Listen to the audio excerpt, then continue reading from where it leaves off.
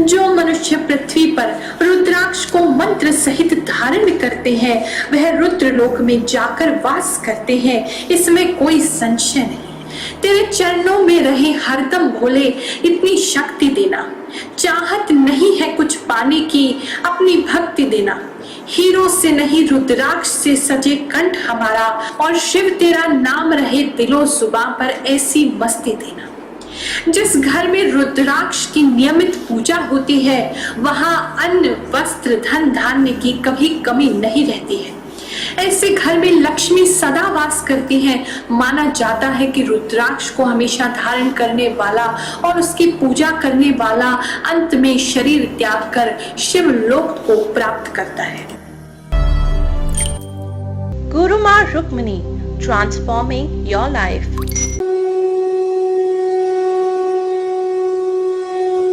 जय शनिदेव। प्रिय भक्तगणों, मैं आपकी गुरु मां रुक्मिणी, आपकी गुरु, आपकी माँ, आपकी गाइड। हमारे शनिपीठ मंदिर ईस्ट पटेल नगर नई दिल्ली से मैं आप सभी का स्वागत कर रही हूँ हमारे आज के इस कार्यक्रम में। बहुत से लोग रत्न को धारण नहीं कर पाते, या तो अभी उनकी पहुंच से रत्न बहुत ज्यादा ऊपर है, या कुछ ऐसे लोग भी होते हैं जिन्हें रत्न धारण करके फायदा प्राप्त नहीं हुआ क्योंकि किसी ने उनको बिना मंत्र सिद्ध का रत्न पहना दिया या गलत रत्न सजेस्ट कर दिया, और उसके कारण उनकी जो श्रद्धा है, आस्था है, रत्नों से छूट गई। या कुछ लोग ऐसे हैं उन्हें रत्न पहनना ही अच्छा नहीं लगता है। उन सभी लोगों को ये सलाह देती हूं मैं कि अगर रत्न धारण नहीं कर पा रहे हैं या नहीं करना चाहते हैं तो आप रुद्राक्ष भी अपनी राशि अनुसार धारण कर सकते हैं। आज मैं आप सभी को वही बताऊंगी कि आप अपनी राशि के अनुसार कौन सा रुद्राक्ष धारण करें, उसको किस प्रकार से मंत्र सिद्ध करें, और क्या उसकी सावधानियां हैं, क्या उसको पहनने के नियम हैं, वो सारे ही आज मैं आपको बताने वाली हूं। तो अंत तक इस वीडियो को जरूर देखिएगा। और क्योंकि श्रावण मास चल रहा है, ये जो महीना है बहुत पवित्र है और भगवान शिव को अति प्रिय है। इस महीने में, इस मास में यदि रुद्राक्ष धारण किया जाए सही विधि के साथ तो हमारे जीवन में वो अनेकों चमत्कार लेकर के आ सकता है। अगर आपने हमारे ये चैनल गुरु रजनीश ऋषि जी अब तक सब्सक्राइब नहीं किया है तो तुरंत ही आप रेड कलर का सब्सक्राइब का बटन दबाएं, वीडियो को लाइक करें और ऑल नोटिफिकेशन सब्सक्राइब के समय जरूर दबा दीजिएगा ताकि इसी प्रकार से अच्छी वीडियो अपने जीवन को बेहतर बनाने की आप तक पहुंचते रहे। अगर आपने हमारी बाकी वीडियोस अब तक नहीं देखी है तो हमारे चैनल पे 9000 से ज्यादा वीडियोस हैं जहां विभिन्न हमने आपकी राशि अनुसार आपको बहुत सारे उपाय बताए हैं, उनको भी आप जरूर देखिएगा। पौराणिक कथाओं के अनुसार जो रुद्राक्ष है वो शिव जी के आंसुओं से इसका जो पेड़ है वो उत्पन्न हुआ है। जब माता सती ने अपने देह को त्याग कर दिया था तब भगवान शंकर को बहुत पीड़ा हुई और उनके आंखों से एक अश्रु निकला, और उस अश्रु के कारण जब वो जमीन पर पड़ा तो उसमें से अंकुर फूटे और रुद्राक्ष का जो पेड़ है उसकी उत्पत्ति हुई। इसीलिए कहते हैं जो भी व्यक्ति रुद्राक्ष को धारण करता है भगवान शंकर उसके सभी कष्टों को हर लेते हैं, उसके जीवन में दुख को कभी नहीं आने देते हैं। रुद्राक्ष इंसान को हर तरह की हानिकारक ऊर्जाओं से बचाता है।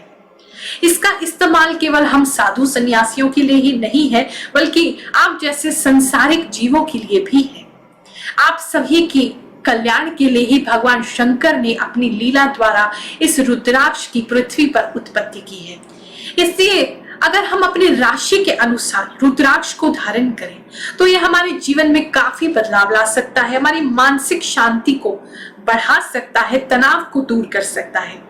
रुद्राक्ष में एक खास प्रकार के अनोखे और अनदेखे स्पंदन होते हैं, एनर्जी होती है, जिसकी वजह से वो हमें अपनी ऊर्जा से सुरक्षित रखता है, एक कवच की तरह, ताकि बाहरी ऊर्जाएं और बाहर की परेशानियां व्यक्ति को परेशान ना कर सके। ज्योतिष शास्त्र के अनुसार प्रत्येक राशि का एक स्वामी ग्रह होता है और रुद्राक्ष हर उस ग्रह से संबंध रखता है।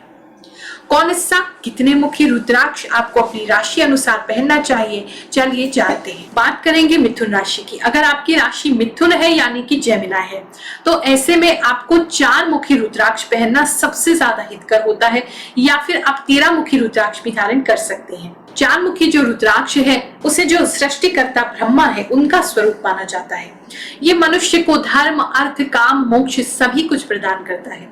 जो भी सज्जन वेद, पुराण, संस्कृत विषय, धर्म, ज्ञान, पढ़ाई, अध्ययन इसमें रुचि लेते हैं, बहुत ज्यादा फिलॉसफी में रुचि लेते हैं, या उनका टीचिंग प्रोफेशन है या पढ़ाई लिखाई का उनका प्रोफेशन है, तो चारमुखी रुद्राक्ष उनको बहुत ही सूट करता है। इस चारमुखी रुद्राक्ष को धारण करने वाले व्यक्ति को जो बोलने की क्षमता है वो बढ़ जाती है, बहुत अच्छी जो हमारी स्पीकिंग स्किल्स हैं वो बहुत अच्छी बढ़ जाती है, और जो स्मरण शक्ति है, बुद्धि जो है वो हमारी तीव्र हो जाती है। शिक्षा के क्षेत्र में खासकर इससे लाभ होता है।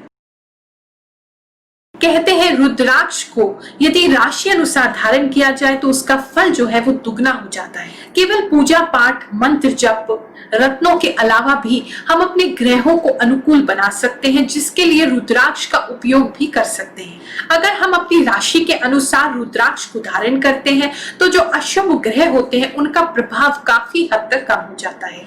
रुद्राक्ष भगवान शिव को अत्यंत प्रिय है। जो भी व्यक्ति रुद्राक्ष को किसी भी रूप में धारण करता है उसकी समस्याओं का निवारण होने लगता है तथा समस्त प्रकार के संकटों और नकारात्मक शक्तियों से उसका बचाव बना रहता है, और साथ ही पहनने वाले को दीर्घ आयु प्राप्त होती है। ये तो हमने जान लिया कि अपनी राशि अनुसार हमने कितने मुखी रुद्राक्ष पहनना है, लेकिन वो रुद्राक्ष किस प्रकार का हो चलिए वो जानते हैं। ज्योतिष के अनुसार अगर आप आंवले के आकार का रुद्राक्ष पहनते हैं तो वो ही सर्वश्रेष्ठ माना गया है, तो आपको उतना बड़ा ही रुद्राक्ष पहनना चाहिए। और यदि आपको इतना बड़ा रुद्राक्ष नहीं मिलता है, बेर के आकार का रुद्राक्ष मिलता है, तो ये मध्यम फलदायक यानी कि ज्यादा फल नहीं देता है, लेकिन भी इसे धारण किया जा सकता है। और यदि आपको उससे भी छोटा रुद्राक्ष प्राप्त होता है यानी चने के आकार जितना, तो ये जो रुद्राक्ष है ये बिल्कुल ही निम्न कोटि का होता है, और इसे धारण करने से थोड़ा बहुत लाभ ही आपको प्राप्त हो पाता है।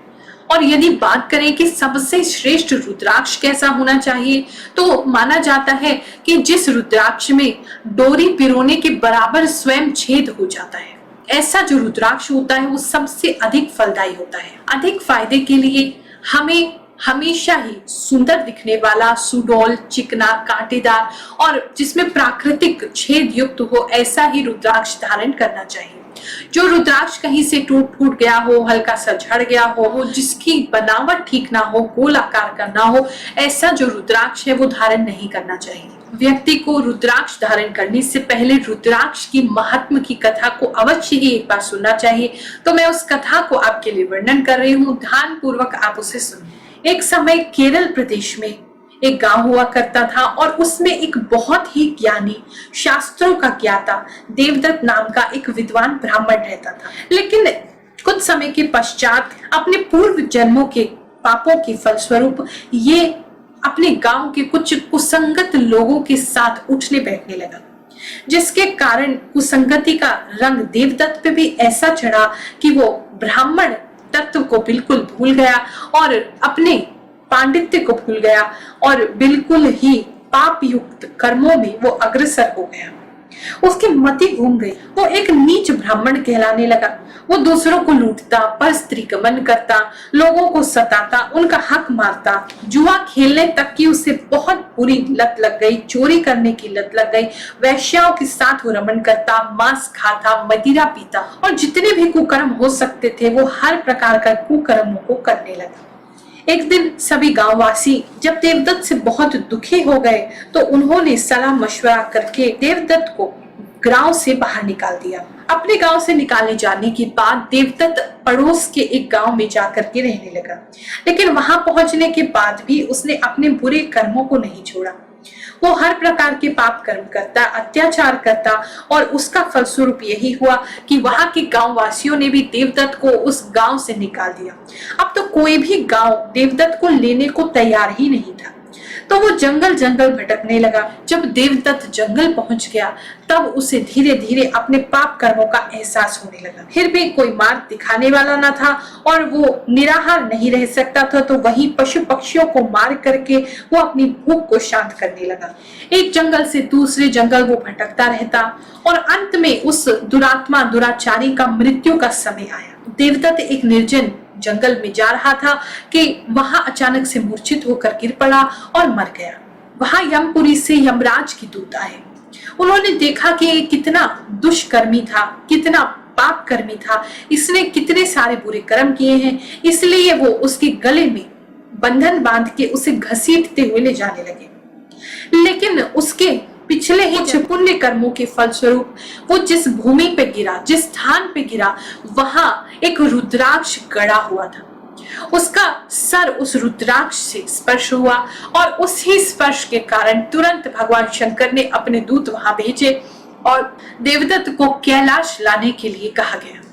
जब शिव दूतों ने देखा कि यमदूत वहां पहले से ही है और उसे घसीट करके ले जा रहे हैं, तो उनके बीच में आपस में वाद विवाद होने लगा। यमदूत कहने लगे कि ये बहुत पापी है, तो हम इसे लेकर के जाएंगे, नरक में डालेंगे, यातनाएं देंगे। लेकिन भगवान शिव के जो दूत थे उन्होंने कहा इसने मरते समय रुद्राक्ष का स्पर्श किया है और इसलिए इसके पापों का क्षय हुआ है, हम इसे भगवान शिव के पास जरूर लेकर के जाएंगे। अंत में शिवदूतों ने देवदत्त को छुड़ा लिया, उसके गले से पाश खोला, उसे दिव्य रूपधारी बनाया, उसे सुंदर वस्त्र आभूषण दिए और अपने साथ भगवान शिव के धाम कैलाश ले गए। इस प्रकार से रुद्राक्ष जो है बहुत प्रभावशाली होता है और साक्षात शिव का ही रूप माना जाता है। चलिए मैं आपको अब बताती हूँ कि रुद्राक्ष को आपको आखिर किस प्रकार से धारण करना है। आप श्रावण के किसी भी सोमवार को या शिवरात्रि को या किसी भी अन्य सोमवार को सुबह नहा धो के स्नान इत्यादि करके पूर्व या उत्तर दिशा की ओर मुंह करना चाहिए। एक चौकी लगा करके लाल कपड़ा बिछा करके आप भगवान शंकर की प्रतिमा, उनकी फोटो या शिवलिंग को स्थापित करिए और साथ ही रुद्राक्ष को भी वहां स्थापित करिए। भगवान शंकर का पूजन करके पंचगव्य बनता है गाय के गोबर से, गौमूत्र से, गौ के दूध से, दही से और गाय के घी से। इन सभी को मिला करके पंचगव्य बनाइए और फिर रुद्राक्ष को आप स्नान कराइए। साथ ही उसके बाद पंचामृत से स्नान कराना चाहिए। पंचामृत में दूध, दही, गाय का शुद्ध घी, शहद और शक्कर ये सब डाला जाता है। अगर किसी कारण पंचगव्य आपको प्राप्त नहीं हो पा रहा है, जो लोग ग्रामीण जगह पे नहीं रहते हैं, गाय का गोबर इत्यादि आपको प्राप्त ना होवे, तो ऐसी स्थिति में आप पंचामृत का ही प्रयोग कर सकते हैं। पंचामृत से स्नान कराने के बाद शुद्ध जल से या गंगा जल से आप स्नान कराइए। उसके पश्चात आपने, जो मैं आपको प्राण प्रतिष्ठा का मंत्र स्क्रीन पर दिखा रही हूँ, इस मंत्र को आपने पढ़ना है। इसे अगर आप 108 बार पढ़ेंगे तो सर्वोत्तम है। इसे पढ़ने के लिए भी 5 मुखी रुद्राक्ष जो होते हैं उसकी 108 की माला आपको लेनी है और उस पे ही आपने जाप करना है। यहाँ साथ ही कुछ लोगों को बता दूं, बहुत से लोग ऐसा करते हैं कि उन्होंने रुद्राक्ष धारण कर रखा है, उसी रुद्राक्ष की माला को वो फेर लेते हैं, उस पे जाप कर लेते हैं और फिर उसे पहन लेते हैं। तो ये बिल्कुल ही गलत है, ऐसा नहीं करना चाहिए। आप जाप माला को अलग रखिए और जो पहनने की माला है उसको सिद्ध करके धारण करना चाहिए, उस पे फिर उसके बाद जाप नहीं करना चाहिए। तो 108 की जो माला है, जो पंचमुखी हो, उस माला पे आपने, जो मैं मंत्र बता रही हूँ, उसका कम से कम एक माला यानी 108 बार जाप करना है। नहीं कर सके तो कम से कम 9 दफा 9 बार तो जरूर पढ़ना चाहिए। मंत्र इस प्रकार से आपने पढ़ना है, ओम त्र्यंबकम यजामहे सुगंधिम पुष्टिवर्धनम उर्वारुकमिव बंधनान मृत्युर्मोक्षयमामृताम्।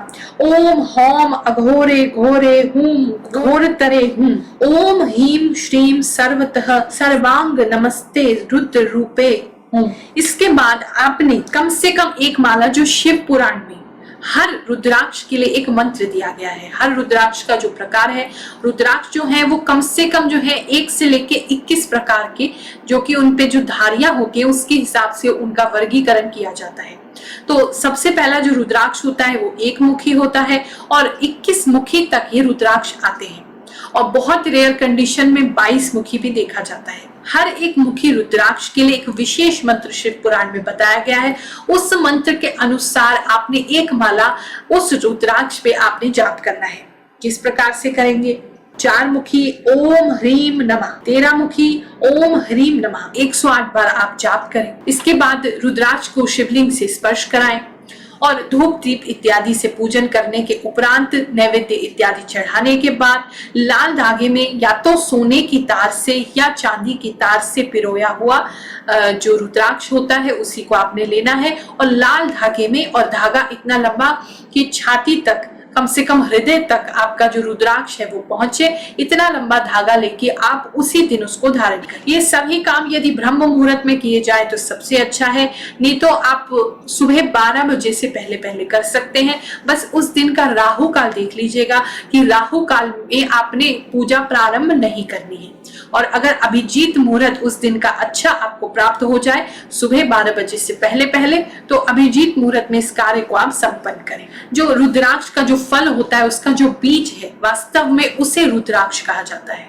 ये एकमात्र ऐसा फल है जिससे कि अर्थ, धर्म, काम, मोक्ष सभी चीजों की प्राप्ति होती है। शिव पुराण में, पद्म पुराण में, रुद्राक्ष कल्प में, रुद्राक्ष महात्म्य में, इन सभी ग्रंथों में रुद्राक्ष की अपार महिमा बताई गई है। यूं तो रुद्राक्ष कोई भी धारण कर सकता है, सभी को ये लाभ करता है, लेकिन अपनी राशि के हिसाब से यदि हम धारण करते हैं तो हमें दुगना फल देता है। ज्योतिष के अनुसार यदि बात करें, अगर मनुष्य बीमार बहुत रहता है और वो जो बीमारी है उसकी ग्रहों के कारण है, ग्रह उसके खराब है, भारी है, तो ऐसे में व्यक्ति को अपने ग्रहों की प्रतिकूलता दूर करने के लिए अपनी राशि अनुसार या अपने लगन अनुसार रुद्राक्ष धारण करना चाहिए। अगर शनि 7.5 पीड़ित कर रही हो, या और कोई शनि, राहु, केतु या अन्य किसी ग्रह की पीड़ा ज्यादा कष्ट दे रही हो, तो ऐसे में भी रुद्राक्ष धारण करना खूब फलदायी माना जाता है। जीवन में यदि काल सर्प दोष कठिनाई कर रहा हो, आपके जीवन में बहुत मेहनत करते फल नहीं लेने दे रहा हो, तो ऐसे में भी रुद्राक्ष को धारण करना बहुत अच्छा माना जाता है। अगर आप मान लीजिए गंगा स्नान करना चाहते हैं, और आजकल तो क्योंकि इस कोविड की वजह से, कोरोना की वजह से हम गंगा जी के दर्शन के लिए भी नहीं जा पा रहे हैं, तो ऐसे में कोई व्यक्ति यदि गंगा स्नान करना चाहता है तो केवल यदि रुद्राक्ष को सर पे रख के भगवान शंकर का ध्यान करें और फिर स्नान करें, तो ऐसे व्यक्ति को गंगा के स्नान का ही फल प्राप्त होता है। रुद्राक्ष इसके अलावा और भी शरीर के अंगों में धारण किया जाता है, जैसे कि अगर कंठ में हमें धारण करना है तो कहते हैं 32 रुद्राक्ष हमें धारण करने चाहिए। अगर हमें सर पे धारण करना है तो 40 रुद्राक्ष धारण करने चाहिए। अगर हमें दोनों कानों में धारण करना है तो 6 हमें दोनों कानों में रुद्राक्ष धारण करने चाहिए। अगर हाथों में धारण करना चाहते हैं, कलाई में, तो 12 आपको धारण करने चाहिए। भुजा में यदि आप धारण करना चाहते हैं तो 16 आपको धारण करने चाहिए। शिखा में आप धारण करना चाहते हैं तो 1 धारण करिए। हृदय पे या वक्ष स्थल पे धारण करना चाहते हैं तो 108 दाने आपको धारण करनी चाहिए। और ये कहते हैं यदि किसी व्यक्ति ने ये सारे ही रुद्राक्ष धारण किए हैं तो वो भगवान शिव का ही स्वरूप हो जाता है। अब खास बात ये है कि रुद्राक्ष को पहनने के कुछ नियम होते हैं। यदि आप इस नियमों को ठीक से पालन कर लेते हैं तो रुद्राक्ष को आप धारण कर सकते हैं, उसका फल भी आपको मिलेगा। अगर आप नियम पालन नहीं कर पाते हैं तो ऐसी स्थिति में यह आपको नुकसान भी कर सकता है, क्योंकि आप भगवान शंकर को नाराज कर देंगे। रुद्राक्ष यदि आप धारण करना चाहते हैं तो सबसे पहले इस बात का ध्यान रखिए, आप अंडा, मांस, मदिरा, मच्छी, ये सारी ही चीजें नहीं खा सकते। लहसुन, प्याज भी नहीं खा सकते हैं। दूसरा जो नियम है, रात को सोते समय रुद्राक्ष को हमेशा ही व्यक्ति को उतार के सोना चाहिए। रुद्राक्ष को आपको हॉस्पिटल भी पहन करके नहीं जाना चाहिए, किसी प्रसूति घर में नहीं जाना चाहिए, यानी कि जहाँ नया बच्चा जन्म ले रहा हो या ले चुका हो, अभी वहां की शुद्धि नहीं हुई है, ऐसे स्थान पे भी नहीं जाया जाता। शमशान आप नहीं जा सकते हैं इसे पहन करके। कोई व्यक्ति यदि मर गया है उसके निकट नहीं जा सकते हैं आप इनको पहन के। जो स्त्री पुरुष का संबंध होता है, ऐसे संबंध के सभी भी रुद्राक्ष पहना नहीं जा सकता है। और जो भी व्यक्ति रुद्राक्ष धारण करता है उससे अपने विचार, आचार, इन सब को शुद्ध रखना होता है। किसी पर स्त्री से या पर पुरुष से भी संबंध आप नहीं रख सकते। अच्छा व्यवहार आपको करना होगा, किसी को भी आप परेशान नहीं कर सकते, दुख नहीं दे सकते हैं, नहीं तो वो रुद्राक्ष आपको फल नहीं देगा या आपको प्रतिकूल फल देने लगेगा। रुद्राक्ष को टॉयलेट पहन के आप नहीं जा सकते हैं, तो उस चीज का भी आपको ध्यान रखना होता है। अगर महिलाएं इसे धारण कर रही हैं तो मासिक धर्म के समय वो उसे धारण नहीं कर सकती हैं, इस बात का भी उनको ध्यान रखना होता है। रुद्राक्ष पहनने के बाद आप झूठ नहीं बोल सकते हैं, दूसरों का अहित नहीं कर सकते, अनैतिक संबंध नहीं रख सकते, अनैतिक कार्य नहीं कर सकते। अपना पहना हुआ रुद्राक्ष आप किसी को और को नहीं दे सकते हैं, छूने भी नहीं देना चाहिए। अगर आप परिवार में ही किसी को पहनने को देते हैं तो वो भी अच्छा नहीं होता है। और एक खास बात जो है, रुद्राक्ष खरीदने से पहले उसकी शुद्धता जरूर देख लें कि आपको जो रुद्राक्ष मिल रहा है वो शुद्ध है, असली है, क्योंकि बहुत सारे नकली रुद्राक्ष भी आजकल बाजार में उपलब्ध है। यदि वो आप पहनेंगे तो वो मात्र एक लकड़ी का टुकड़ा होगा, तो उससे आपको लाभ की प्राप्ति नहीं होगी। इसके विपरीत यदि हम बात करें रत्नों, तो रत्नों के लिए इतने कठिन नियम नहीं होते हैं, लेकिन फिर भी यदि आप इन नियमों का पालन करते हुए रुद्राक्ष को धारण करेंगे तो अवश्य ही शिव की कृपा आपको प्राप्त होगी। और जैसा कि मैंने आपको बताया है, बुरे से बुरे दिन भी आपके फिर जाएंगे, बुरे से बुरी आपकी जो समस्या है, खराब से खराब, विकट से विकट स्थिति से आप क्यों ना गुजर रहे हो, जरूर भगवान शंकर आपको आशीर्वाद देंगे। लेकिन नियमों का अवश्य ध्यान रखें, क्योंकि कहीं त्रुटि हुई तो भगवान शंकर आपसे नाराज भी हो सकते हैं। इसके साथ ही अगर आपको किसी भी प्रकार की कोई समस्या है, अगर आपके जीवन में कोई कष्ट आ रहा है और आप उसे दूर नहीं कर पा रहे हैं, अब चीजें आपके हाथ से बाहर निकलती जा रही हैं, तो ऐसे में आप ज्योतिष की सलाह ले सकते हैं।